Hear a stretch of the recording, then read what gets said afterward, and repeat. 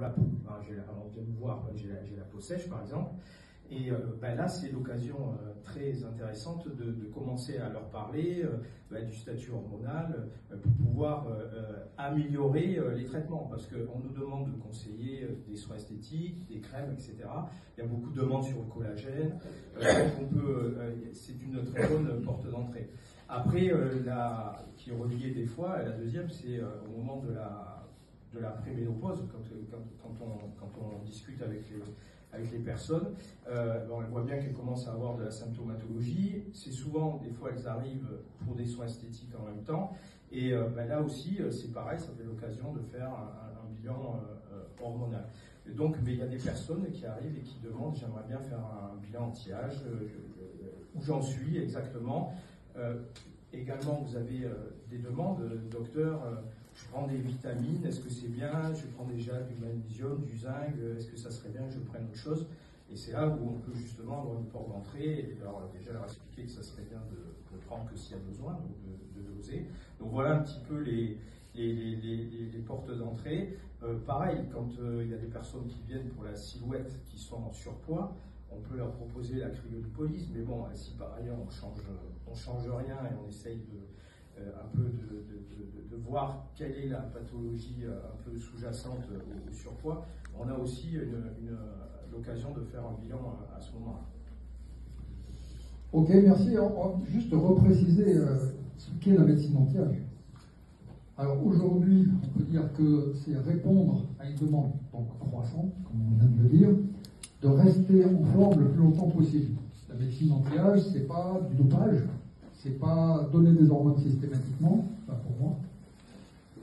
C'est une approche globale de remise en équilibre, d'un retour vers une santé la plus optimale possible pour durer le plus longtemps possible en bonne forme. Donc c'est une demande qui s'exprime de plus en plus dans la patientèle. En répondant à cette demande, évidemment, vous suivez l'évolution de ce qui se passe, vous êtes au fait, vous vous présentez comme un leader même dans votre activité et vous fidélisez la patientèle parce que quelqu'un qui vient et qui a un traitement veut dire pas forcément uniquement médicaments ou compléments alimentaires, on s'entend bien. Ça peut être tout un tas de conseils, la nutrition, l'activité physique, le sommeil, etc. Mais quelqu'un qui rentre dans cette démarche, c'est quelqu'un qui reviendra régulièrement.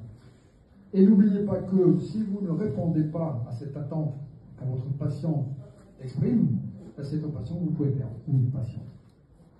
Alors répondre plus globalement à ces attentes, bien évidemment, on vient de le dire, enrichir son offre avec des services innovants qui aujourd'hui sont parfaitement validés par la science, et on en parlait tout à l'heure.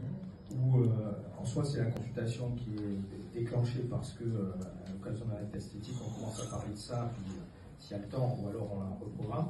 Donc première consultation, c'est fait pour recueillir toute la symptomatologie qui ne va pas et les attentes des patients.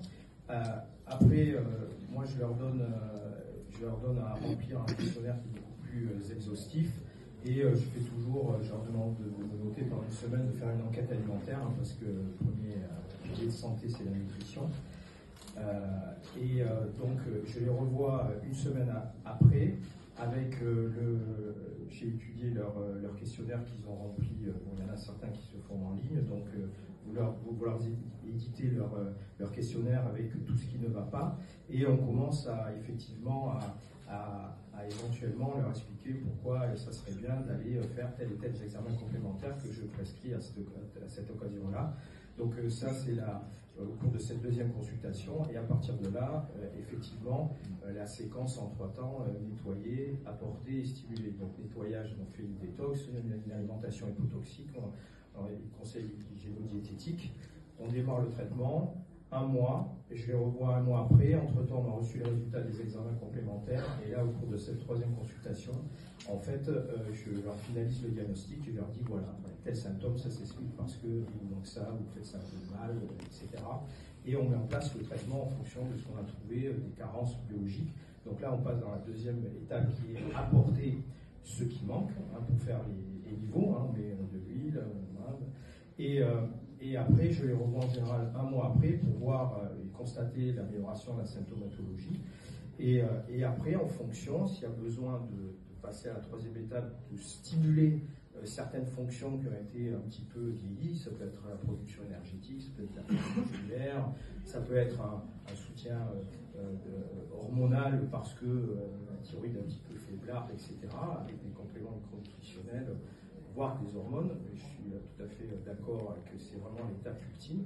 Et puis après, il faut monitorer. Donc à un moment donné, on refait une biologie pour voir si les carences ont été rétablies. Et on met en place ce que j'appelle le traitement de fond, le minimum syndical qu'il faut prendre pour essayer de rester en forme.